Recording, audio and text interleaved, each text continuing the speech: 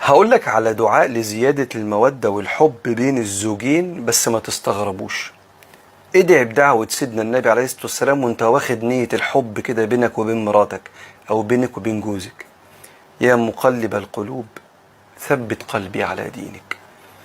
لان الحب دين، زي ما الصلاة دين، زي ما الشغل دين. الحب دين.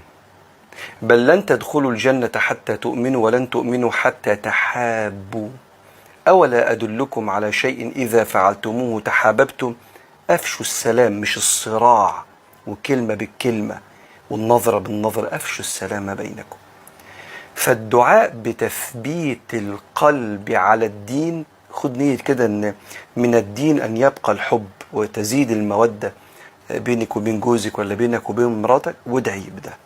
وادعي بدعوة سيدنا موسى: رب إني لما أنزلت إلي من خير فقير. يا رب أنا محتاج الخير اللي دايما كنا متعودين عليه في حياتنا.